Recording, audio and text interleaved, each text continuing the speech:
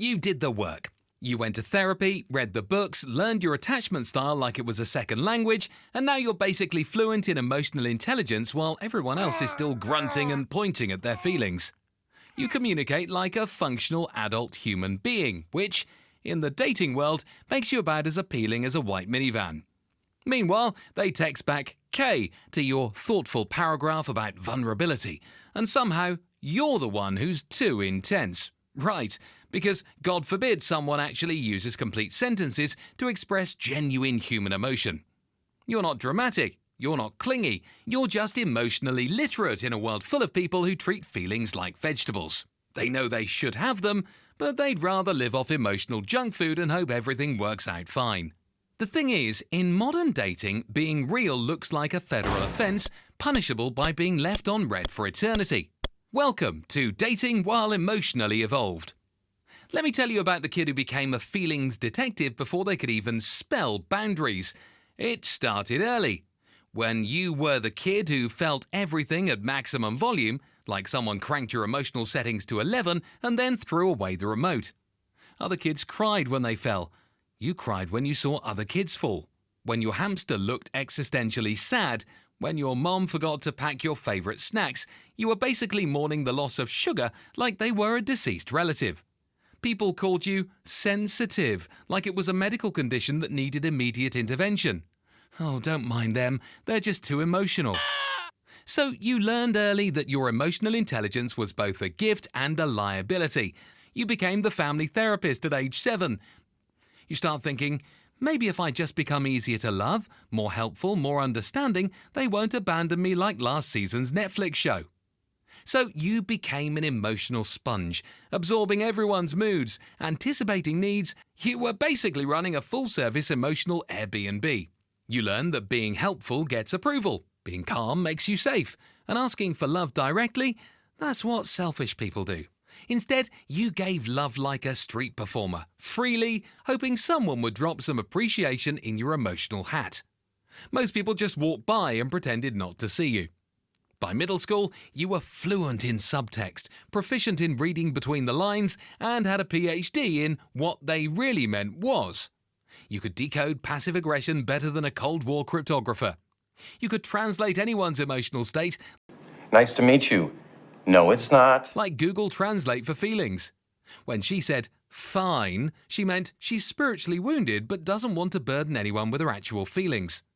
And by the time you started dating, you weren't looking for love anymore, you were looking for someone who wouldn't treat your emotional availability like a personality disorder that needed to be managed with medication and distance. So you thought your emotional intelligence would be an asset in dating. Technically impressive, but everyone's just here for the chaos. You ask thoughtful questions like, how do you handle conflict? They respond with, IDK, lol. You share something meaningful about your day. They reply 14 hours later with a meme about cats having existential crises. Very deep, much connection. You show genuine interest. They disappear like you just asked them to co-sign a mortgage, meet your parents, and discuss their relationship with their father. Your profile says, looking for something real. Theirs says, just here for a good time, with 7 shirtless gym selfies and a quote about being spontaneous. You start wondering if you're coming on too strong by, being a complete human being with feelings and communication skills.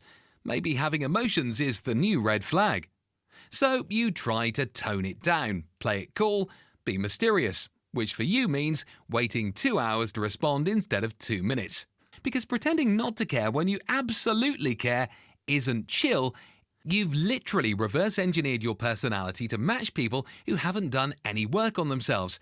But you keep trying because hope is apparently your most persistent character flaw.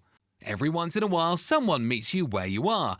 They seem emotionally available. They use words like feelings without visible nausea or the need to immediately change the subject to sports. For exactly 3 weeks. Then they hit you with, you're amazing, but I'm just not ready for something real right now. Which translates to, I enjoyed your free emotional labour and therapeutic presence, but committing to actual growth sounds more exhausting than a CrossFit marathon. And somehow, instead of being appropriately angry, you feel bad for them, because you can see their potential like it's written in big lights with flashing arrows. You become a collector of people's not ready yet stories. So, you thought all that therapy and self-work was going to make you more dateable, right? Plot twist, all it did was make you a walking advertisement for emotional labour with a kick me sign taped to your back.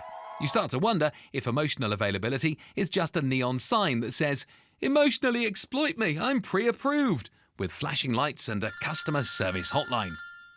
The more clearly you communicate, the faster people run.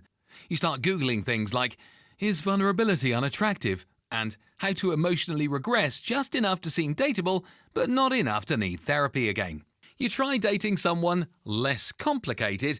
They flinch when you ask how their day was, like you just triggered their fight or flight response by showing basic human interest. You try dating someone more evolved. They trauma dump their entire childhood in the first hour and call it being vulnerable. You miss who you were before you start contorting yourself to fit into other people's emotional comfort zones. Deep down, you know the brutal truth. You're not too much. You're just shopping in the wrong emotional grocery store, looking for organic free-range connection in the gas station snack aisle of modern dating.